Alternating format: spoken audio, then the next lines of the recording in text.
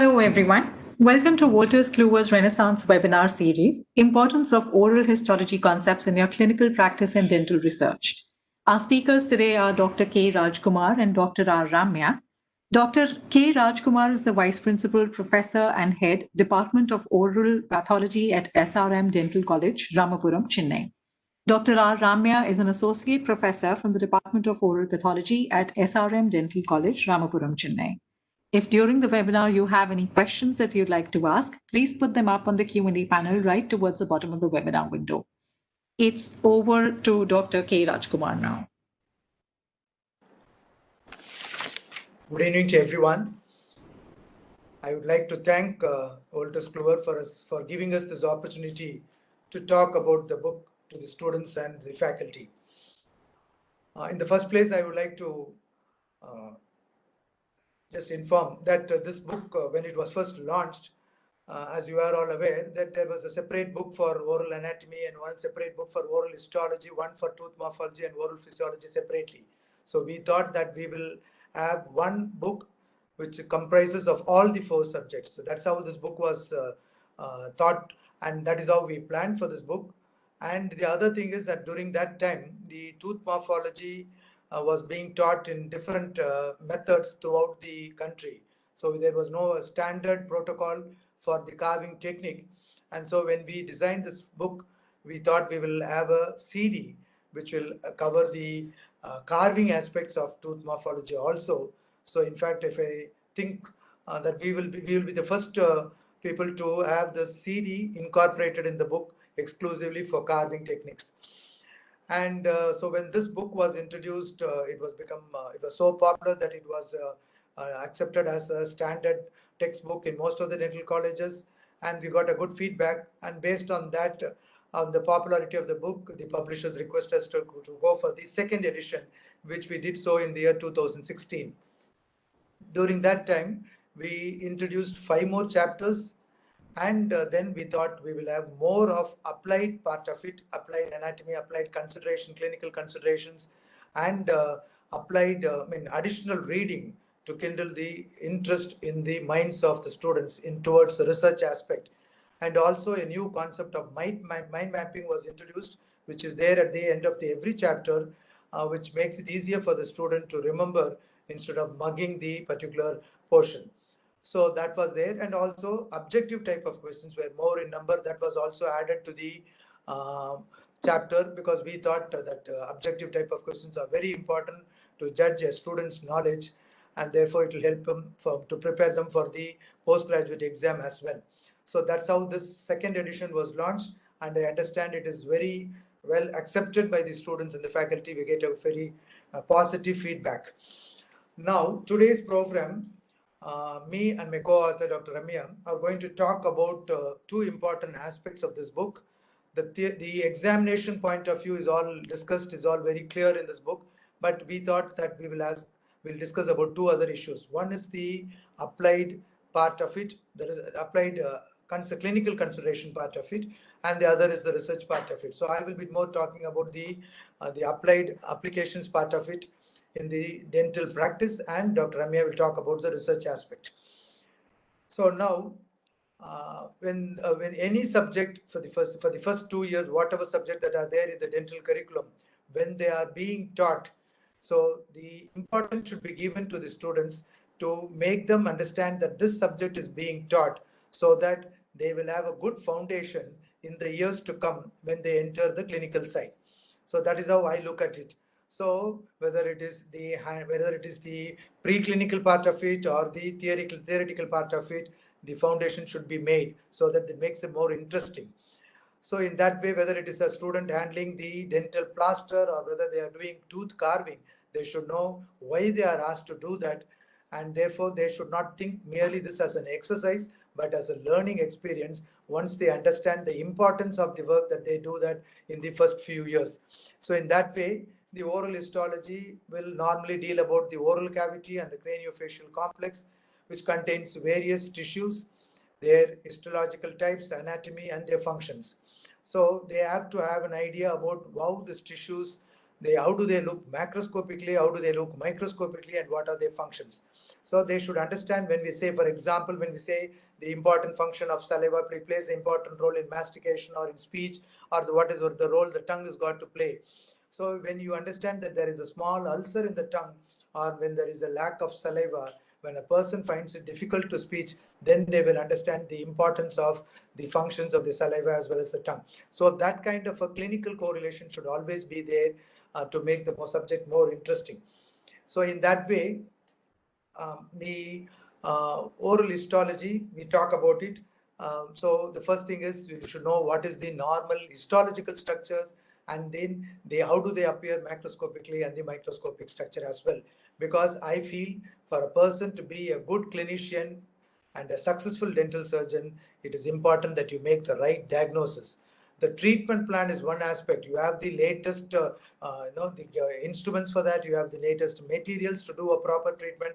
But if your diagnosis is wrong, all your treatment is not going to be successful at all. For you to make a good diagnosis, you should know the pathology. For you to know the pathology, you should have a good strong foundation about the histology, the normal tissues. So that's where I'm going to talk about what are the basic tissues that you should know of, and how do they have a consider the applied part of it in their clinical dentistry.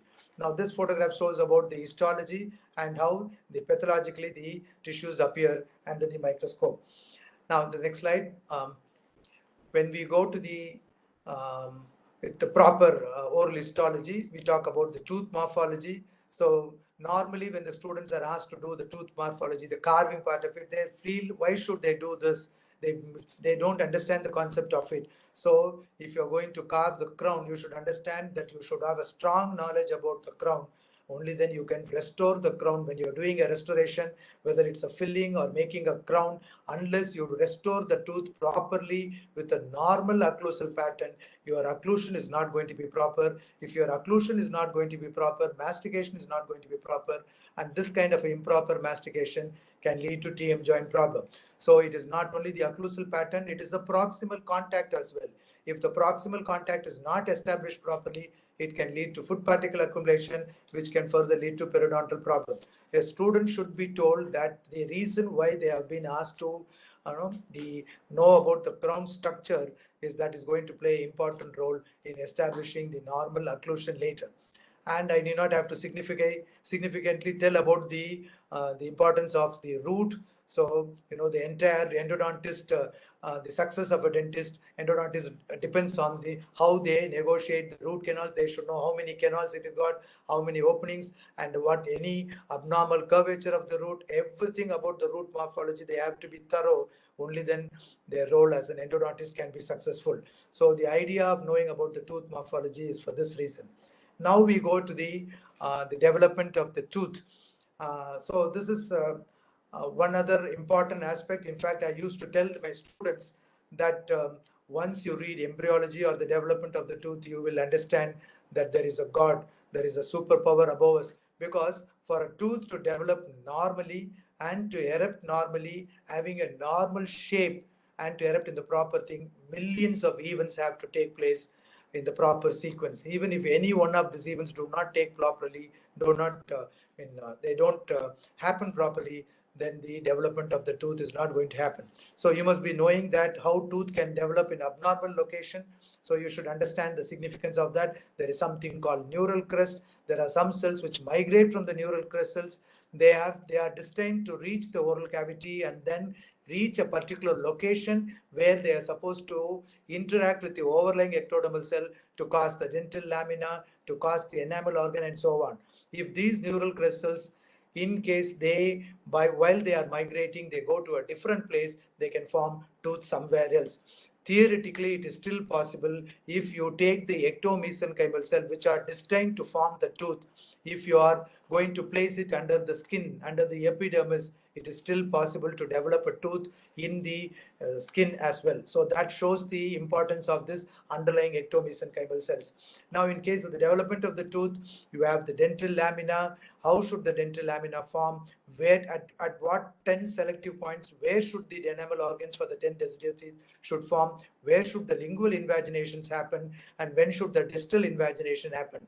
Everything is all planned. So if that is not happening in sequence, you can have an abnormal tooth developing in an abnormal location.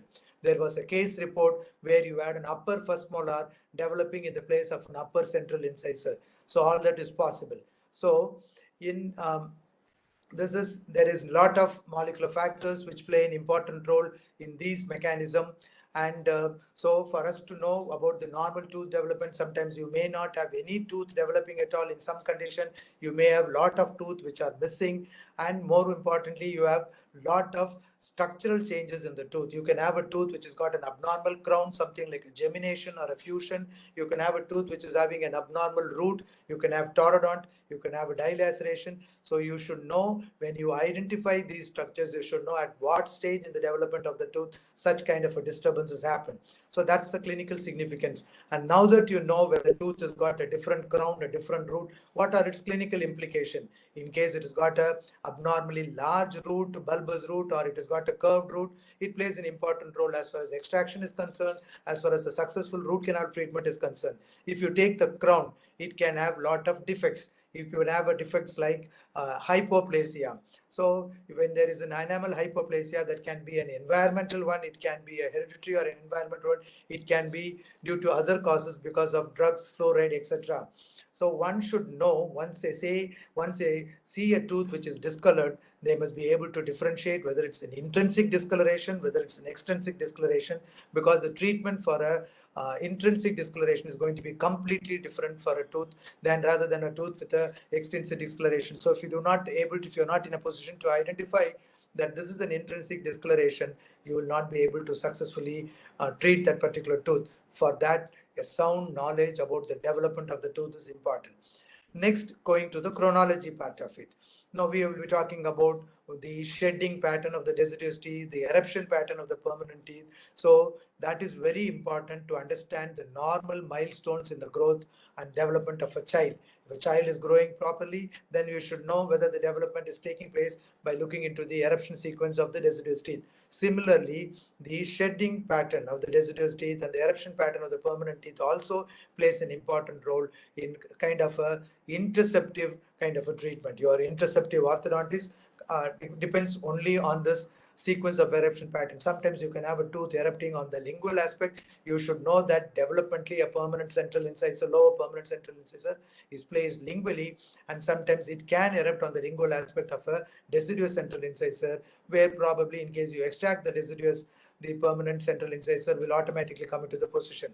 And then there can be some situations where you can have tooth erupting in abnormal location, giving an irregular pattern, something like an ugly duckling stage. But you should know that this is a phase which will pass off, and as the child grows, the sequence or the tooth pattern is going to become normal. So for you to understand where to intervene, whether to intervene or not, you should have a good idea about the chronology of the deciduous and the permanent teeth.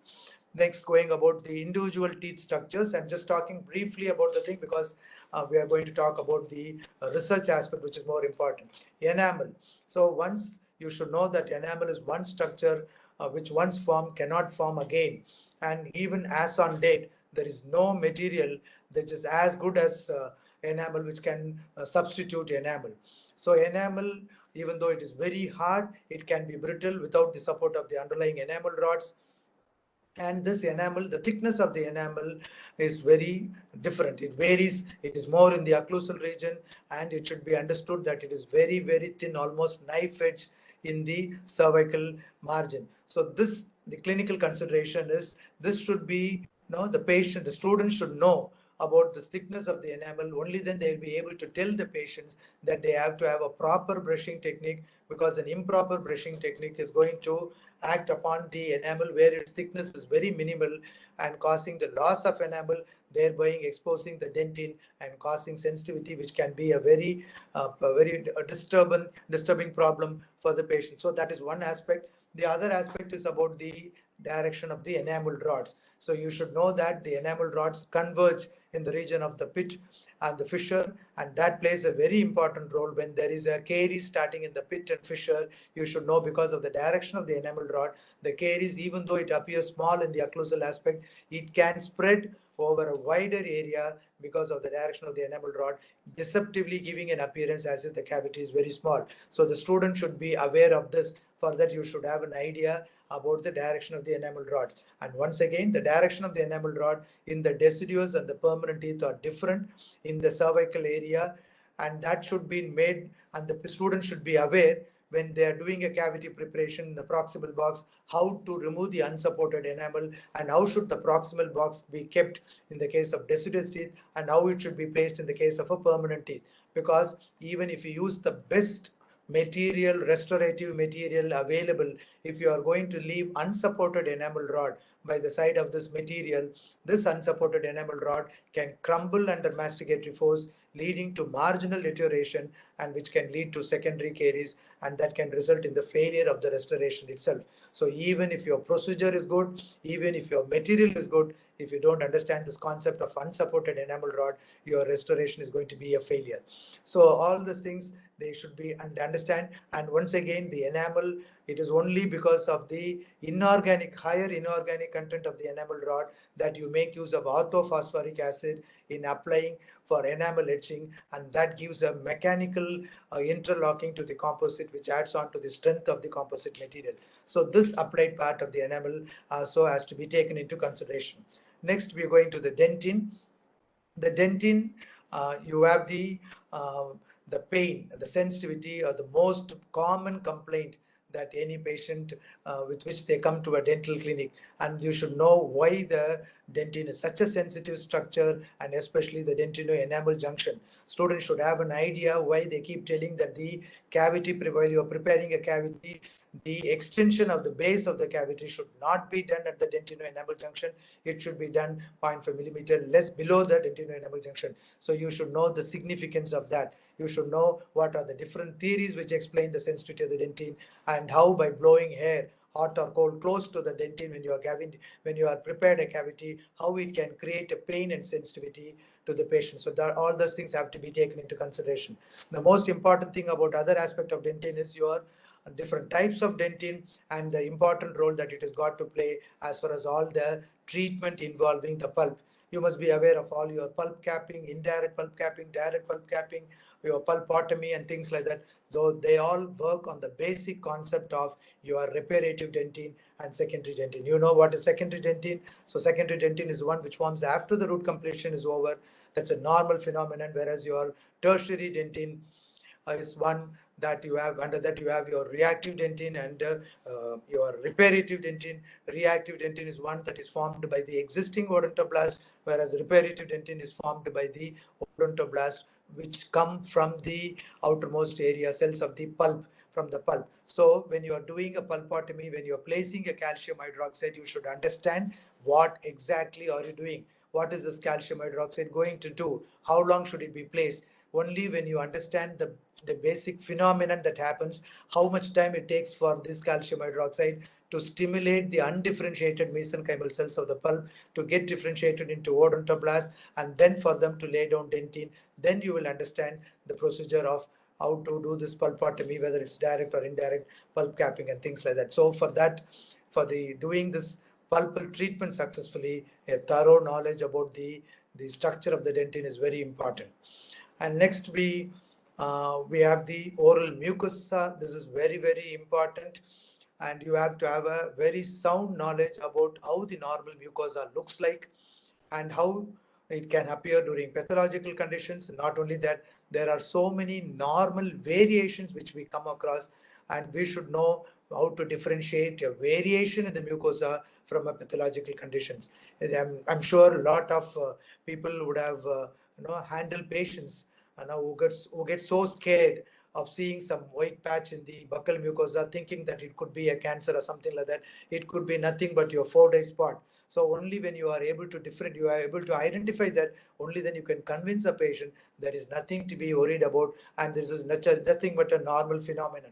Similarly, I have seen so many patients getting scared about blackish pigmentation happening in the gingiva or in any other part of the oral cavity, thinking that it could be a part of oral neoplasm or something like that. So you should know how the different part of the oral mucosa appear in color as well as in texture, and what is this normal physiological pigmentation, when should it be considered as a pathological. So having a sound structure about these structures will help you to differentiate a normal from a abnormal and a variation also. So only then you will be able to identify this and then convince the patient more strongly and then suggest a treatment if at all it is required. So you have oral mucous membrane being affected by tobacco related products. This can be because of smoking or chewing. So you should know how the lesions, tobacco induced lesions, will appear, how will they appear clinically, how will they appear under microscope, and how to differentiate. And there are a lot of other conditions which can also appear in white in color because of fungal infections like candidiasis. So you should know how to differentiate between them. So a thorough knowledge of the oral mucosa, its structure, the color is very important for you to differentiate the pathological conditions, and without that you will not be able to diagnose this oral mucosal lesions at all.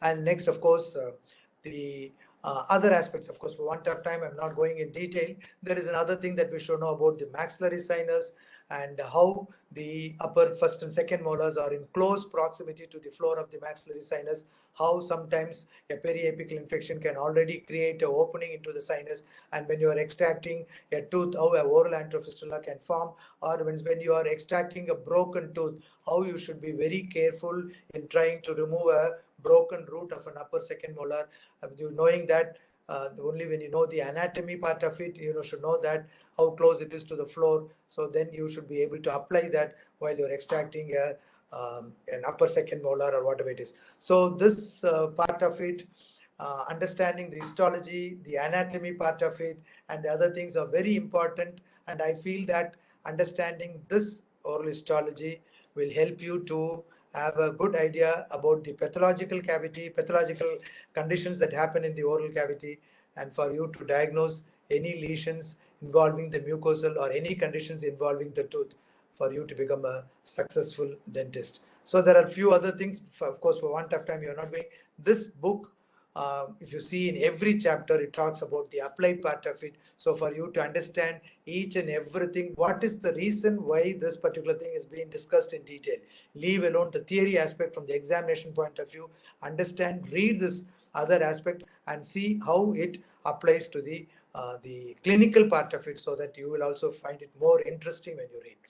Now I request Dr. Ramya to take about the research part of it, which is also more important from the student's point of view. Thank you. Over to Dr. Ramya. Thank you so much, sir. At the onset, I would like to thank Walters Kluwer for having given us such a wonderful opportunity to communicate with the entire faculty and student around India. So the response which this invite, which has been circulating for a quite long time, is something phenomenal. Thank you, Walters Kluwer. And I'm Dr. Ramya. And at this particular moment, I would thank Rajkumar sir for having considered me as a co-author in the year 2008 when I joined as a faculty at SRM Dental College. It was that small thing which had really made me work very hard, and thank you so much, sir. It was because of you that the opportunity came, and he was so broad-minded to give it to the most junior faculty at that particular point. And thank you. And I'm here to emphasize on the research aspects of oral histology. So research is actually creation of new knowledge, and it is with research you become a creator, and you have the scope to match the supreme creator himself, who has managed to create this beautiful universe, the awesome planet, and the beautiful lives which we see around us. So if you want to experience the power of creation, do research, pursue research. And that is why I'm here to highlight how beautifully you can actually extract research ideas by just reading a histology textbook. So at this particular point, I would like to emphasize for the juniors or the younger students out there to emphasize that please understand the oral cavity is such a beautiful environment, and never ever in any part of the body you have such a beautiful combination. And it is because of this beautiful combination that makes this particular area, offers this particular area a huge scope. So I told you it's a very beautiful environment. So what makes this environment very beautiful? It is a conglomerate of hard and soft tissues, which is not there in other parts of the body. It is not just hard and soft tissues. Immediately, the bones might come inside your mind, but please understand that even though the bones are hard and the surrounding tissues are soft, there is no challenge of the microbial environment as what the oral cavity faces. So we have here the hard and the soft tissues surrounded by the microbial environment. And this particular combination offers a great challenge, but the more challenging things are, the more scope is there for research and the more scope is there for finding out something new. So this is a beautiful conglomerate, and you are blessed to be in such a beautiful field where there is endless possibilities. And this always happens to be a very favorite topic for both of us. And enamel, nothing has matched this beautiful structure till date. You will not believe the amount of research which is happening worldwide. It is not just the histologists who are breaking their heads to find out what is exactly making this beautiful structure. You would be surprised to know the amount of research which is carried out by material scientists, developmental biologists together. So every paper which tries to bring biomimetic enamel is a very big challenge by itself, and you would see that they have just achieved almost just 50%. And this particular topics are there in the additional reading part in your textbook. So that was actually futuristically thought even in the first edition. Most of the chapters had additional reading, and additional reading was specifically given in this particular book, which made it very unique because it is that would actually make you more creative, and it would make you think that how much of possibilities that every topic could offer. And the second edition again has so many topics of additional reading, and we had actually till the date where it was released, every chapter had up-to-date research events which had taken place. Coming back to mimicking enamel. So mimicking enamel is just copying enamel, copying the beautiful structure which the creator created. Until date, no one has achieved it. So why not you? Please do try. And in case, if you can make a material as good as enamel, please be assured that you would be crossing even Bill Gates. You would become a billionaire better than Bill Gates, because you know why? This particular structure is being thought of not only by dentists. We just don't want just a small filling which would stand for long. It just does not get restricted there. Please understand that bio-inspired materials are the order of the day. High performance material inspired by tooth enamel is being done throughout the world. Physics laboratories are doing it. The advanced nanoscience and technology departments are doing it. Why? Because in case if they really mimic enamel as exactly as it is in the human body, then the same approach can be done in many other approaches, like all engineering divisions, construction agencies, you name anything, the entire thing, your satellites outside, satellites in the technology inside, you name anything, just by doing a biological mimicking of your own enamel, you would actually conquer the whole world. Okay, so it is there in your hands. And this particular slide, this particular research paper, which I have cited here, just shows a schematic representation of how attempts are being made to repair enamel. Because as already sir said, enamel cannot be regenerated because the formative cells die after producing that beautiful structure. Okay, so because of that, what happens is there is nothing to regenerate enamel. as there is nothing to regenerate enamel, there is a large interest to repair enamel. The first thing which I emphasized was to make high performance materials which would suit any industry. You name any industry, it should suit. The next is coming to our own dentistry, field of dentistry. If suppose a part of enamel gets chipped off, would we be able to just make or regrow that particular part?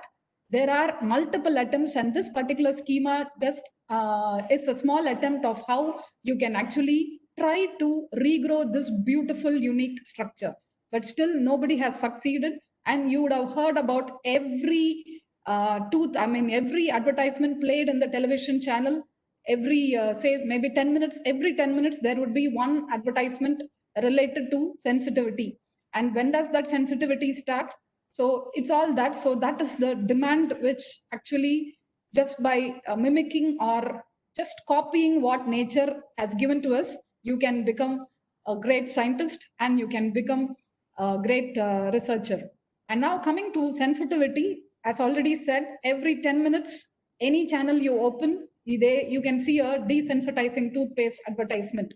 So that is the common prevalence of tooth sensitivity. So why does sensitivity happen? Again, going down deeper than enamel, you have tubes, just parallelly stacked tubes kept inside the enamel, and that is called the dentine. So why is that parallelly stacked? There are reasons for it, because that particular structure had to be hard, and not only hard, it has to be consisting of stimulatory apparatus, that is your nerve tissues, good enough to defend the overlying enamel and defend the tooth as well. So you can see the schema beautifully showing the odontoblast slightly projecting inside, and you can see the yellow nerve fibers which are extending. Of course, there are controversies on how long are the odontoblastic process extending and how long are the fibers extending. Whatever it is, this particular tube is actually suspended in the dentinal fluid, and any change in the dentinal fluid will cause sensitivity. That is basic. So this particular permeability, again, is a very big challenge. And you would start feeling sensitivity right at your college days itself. The first symptom comes when you happen to chew that Cadbury silk chocolate and it hurts. Then everybody came, why so soon I get sensitivity? Please understand, at the age of 18, your first molars have been working for almost 12 years now. So they are getting pretty old. So that wearing away of teeth would easily lead to sensitivity. So desensitizing agents are a very big challenge. There are very good successful materials, but still date, there is no ideal desensitizing toothpaste as well, or there is no ideal desensitizing agent which just you coat it on the tooth and your sensitivity vanishes. There is no material like that. There is no material which fulfills the Grossman's criteria till date. There is no material like that. And then that again offers you huge scope. So you can actually think of a material which would actually find a solution of sealing the permeable dentine so that you preserve the pulp inside. Again, coming to this particular part, regeneration of dentine pulp complex is again a very huge topic. To just simply emphasize, please understand that every caries again is very prevalent. Sensitivity is prevalent, caries is prevalent. So a small caries lesion should be treated on a regenerative mode rather than just filling it by a inert material. So that should be there in your mind always when you're doing a treatment for the patient. So give a base which would actually regenerate the underlying damaged dentine. In case if it is deeper down, you should definitely think of even stimulating the pulp. Again, there are material. You have very good material like MTA now proven, but still they have not completely successful in rejuvenating the dentine pulp complex. The success rates are good, but definitely not 100%. So again, that offers a huge scope of research. And then coming down to the third picture over here, you can see some scaffold, growth factors, and stem cells. So this is for regenerative endodontics. So what does regenerative endodontics talk about? So what is it exactly? So nowadays, there is a shift between the normal routine endodontics, which was actually just cleaning up the canals and filling up with an inert material. No, we want the dentine to be vital and the dentine should not become brittle. So that is the craving right now, and that is how the evidence goes on. So ideally, we would want the dentine to be hydrated and live. So if it is hydrated, the chance of fracture becomes less. The fracture toughness of dentine increases. So for this to happen, you will have to regenerate the dentine pulp complex effectively, and regenerative endodontics actually does this. So what does the endodontist do? Clean up the infected pulp tissue and then tries to induce bleeding. When they induce bleeding, it is just not enough if you just induce bleeding. Ideally, if you can keep a scaffold inside so that it would allow the stem cells there to get triggered and become odontoblasts, it would be great. Additionally, if you can throw in some growth factors for growth, it would make a beautiful dentine pulp complex back. So by doing that, your teeth health becomes better. It doesn't deteriorate as what a conventional endodontic therapy would lead to. And now we are moving on to periodontium. This particular area again can be spoken for hours together. I remember Rajkumar sir taking classes for every histology topic. He can talk for 16 hours. But Walter's Kluwer has given us half an hour each. And we were wondering how to restrict ourselves. The entire discussion was to how to restrict and how to hold on. So somehow sir has managed to hold on. So now again, seeing all these topics, even I'm tempted to talk more, but I'll try to finish in time. Okay. So this particular periodontium is again a very, very beautifully architectured tissue, beautifully engineered tissue. Why is that statement being given? Because this particular tissue is actually, when you say periodontium, we are actually talking about the cementum, the ligament, and the bone together. Periodontal ligament are just rope-like structures which are connecting the cementum and the bone. Okay, so this beautiful structure offers a hammock-like ligament or a cushion-like ligament, which actually manages survival when we eat anything. The moment you see food, whichever you like, you eat. You even try to bite on a bone. And here in South India, we have some very, very terrifyingly hard snacks, which would really condemn your tooth. Okay, so people in South India would be able to relate. And whatever, the chickies or chuckies, I'm not sure what you say in North India, whatever it is, your periodontium manages. That is because of the biomechanical characteristics of the periodontium. So what happens when there is a disease of the periodontium? There is again a craving, a dire need to regenerate the periodontium. This again is a very, very interesting area of interest with large amount of research groups. And please understand, periodontics is the most preferred field globally because restorative dentistry, as it is called together, along with conservative dentistry, it's a most sought after field because till now, this particular area is challenged and exact regeneration has not been achieved. This beautiful study, which I have just quoted here, was a publication from 2019 where the researcher has attempted to do an injectable hydrogel kind of regenerative material to bring back the periodontium. Again, if you open and see the graft materials and the regenerative materials in periodontium, there is an endless list. But again, there is till date, no ideal material which would just bring back your periodontium to normal state. So that is what is actually in the periodontal regeneration. Here, I would like to open up another area which would really interest you. Periodontal ligament is also called as an enthesis. Enthesis means a junction where you have the hard tissue and the soft tissue and where there is a biomechanical loading. In case if you are able to master this region, find out all the biomechanical, the perspectives of the periodontium, then you are actually giving into a larger area, opening up a larger area, that is orthopedics.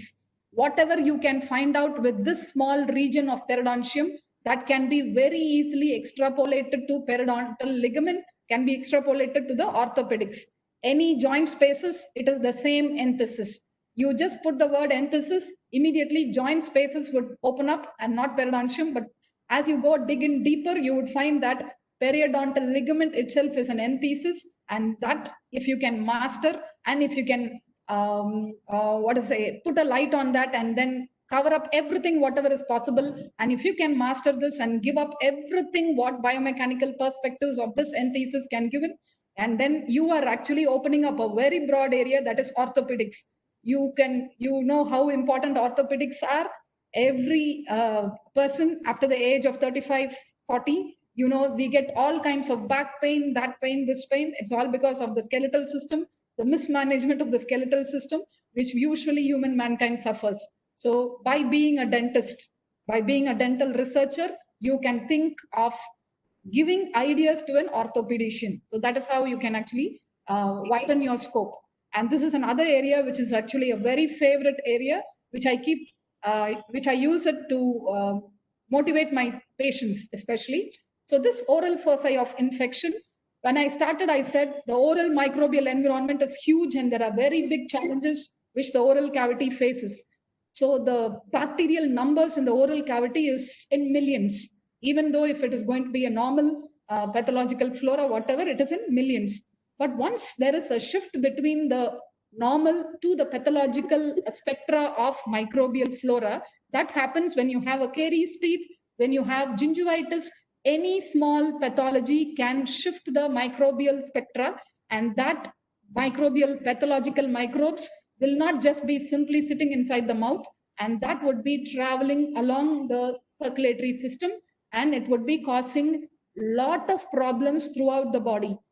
If you can actually master this particular area, or if you can do research and throw more light on this area, again, the entire medical fraternity would actually be grateful to us, because many times I've had patients sent from the dermatologist telling that the dermatologist wanted the mouth to be checked to be clear of any oral foci of infection, because the dermatologist was not able to find out what is the cause of his skin problem. So what I do, I just go quickly examine the oral cavity, remove every possible infective foci. So that is how it is. So it is at that point we are coming in with a very large impact. And please understand, there are a lot of things which needs to be proven on this particular concept alone. Once you can actually nail down and tell that this is what is happening, and this would cause damage to the entire system, be it your intestine, your joint spaces, your skin, whatever it is because of the spread of infection and the toxins. Now we are moving on to another very interesting area. This actually came inside as a postgraduate student. So whenever we were actually taught about this exfoliative cytology. So exfoliative cytology is a very simple topic where we try to scrape in buccal cells and then we submit it for diagnosis. But please understand, exfoliative cytology is a routine procedure which we do as oral pathologists. But what happens is, till date, your oral exfoliative cytology is not considered as a gold standard. Whereas a similar location down under, that is your vaginal mucosa, the same procedure is conducted as a pap smear. Okay, you would have all heard about pap smear, and that is actually considered for screening, and it is considered very successful or very sensitive than what your oral exfoliative cytology can offer. So why am I telling this? That makes a lot of difference, because the vaginal mucosa is also covered by non-keratinized stratified squamous epithelium, whereas here also we have non-keratinized stratified squamous epithelium. Additionally, we have keratinized stratified squamous epithelium. So that kind of heterogeneity, it doesn't stop with that. In the keratinized, you have non-keratinized, parakeratinized, orthokeratinized, and so on. Every region, the histological appearance varies. So because of this heterogeneity, already you know that it's a conglomerate, a beautiful conglomerate. Now, tissue-wise, mucosa-wise, it is heterogeneous. That is again challenging, and that challenge is not being met out till date, in spite of so much research activity happening. And that also makes oral cancers still challenging because of this heterogeneity of the oral mucosa. Whereas comparatively, this area, you can actually just ask for a pap test and then proceed with whatever next treatment. Comparatively, the sensitivity is better with vaginal mucosa because it is uniformly the same. The epithelium is the same, whereas it is not the same here. So one diagnostic, the same similar diagnostic procedure is working on another body opening, whereas it is not opening, not happening in another body opening. So how can we handle that? How can we make cytology as equivalently reliable as how it is done in your oral, the vaginal mucosa? So these are all areas as how you should keep on thinking and make it more creative, make it more innovative. The more you think, wherever you are and whichever point you are, then you become a innovator. You become the creator himself. So please understand the oral cavity has limitless possibilities. Just brush aside the naysayers of dentistry. Please understand that just that oral cavity can be mimicked to be a model for the developmental biologist, for the material scientist in the whole world, and you can dictate term to the construction industry, orthopedics, and so on. So there is limitless possibilities, and we would request all of you to just not read for sake of exams, just not read for the sake of passing out your exams. Put in your heart and soul in reading your subject, and this book actually offers everything what you need to know as a undergraduate in dentistry. And please do read all the additional reading chapters. Once you are done with reading them, try to type in those particular topics in Google and then see what has happened latest, because it's almost 2 years now that our second edition was released. There are so many things which has happened. So that is how you should keep on exploring. As you explore, you would definitely find some very interesting points which you can actually think of, and you can do it by yourself. So please understand, endless, limitless, infinite possibilities is there for you as a dentist. So for you to make best use of it, you will have to be thorough of the fundamentals. As you become thorough of the fundamentals, just read. If you take a chapter, read through the basics, master the basics, and then go into the additional reading part and then see what all can be done. After reading that, you will develop some other ideas and tell it to some well-wisher faculty of yours and try to pursue them. Okay, and these are our contact details. You can actually contact us anytime regarding any help with research ideas and so on.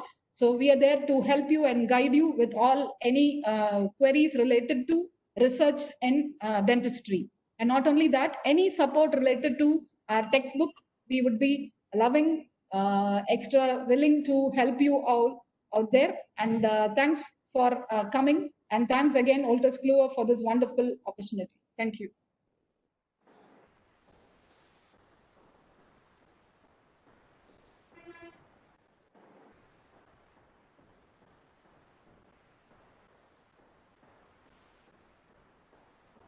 Yeah, thank you, Dr. Ramya, and thank you, Dr. Rajkumar, for this wonderful session. And like I would request, if there's any question, please put your questions in that Q&A. Till then, like ma'am, I had a small question on behalf of students, though Dr. Rajkumar emphasize on that. So just a small question, like what role does DADH as a subject plays to be a good clinician in dental practice? Yeah, I think sir would be a better person to answer this. It's okay, but you can you just ask the question, sir? It was not audible. Like, sir, what role does DADH as a subject plays to be a good clinician in dental practice? Yeah, that's what I told you, sir. See, now the good clinician is to identify the problem inside the mouth. It can be either in the tooth or it can be either in the soft tissues. So only when you know the normal structures, either the hard tissue or the soft tissues, and then only you'll be able to identify the abnormal thing. If you are not able to identify, that's what I told you an example. There can be the normal color of the buccal mucosa is pink in color. You can have a white lesion, but this white lesion can be because of so many reasons. So only when you are able to identify what this could be, if you are not able to diagnose it, then probably you will be just trying one treatment or the other treatment to rule out one condition after another. The patients will lose their confidence. So the good clinician should have a strong foundation in both oral anatomy, that is as far as the hard tissue is concerned, and as far as the soft tissue is concerned. Basically, we are dealing only with these two structures. So only when you have a strong foundation, you can identify what is the problem. And once you identify the problem correctly based on your foundation, then your treatment is the next thing that immediately follows.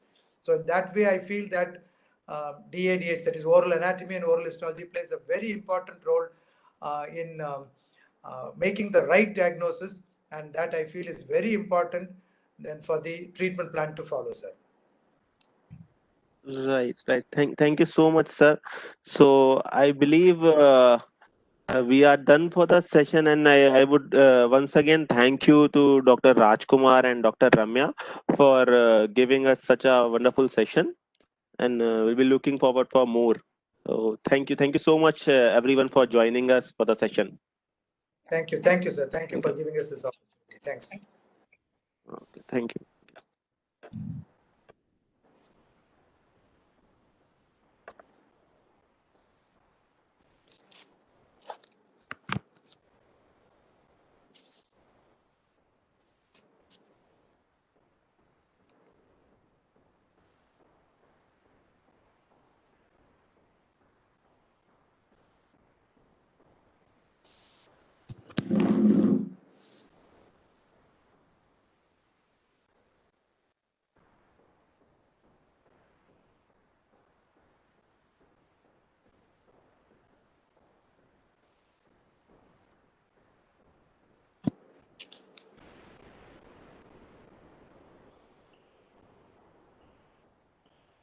Hello.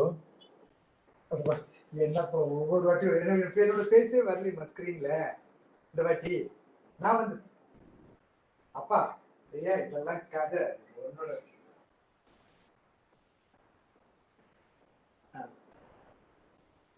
இல்ல இப்போ எனக்கு என்னோட base வந்து தெரிஞ்சுதா இல்ல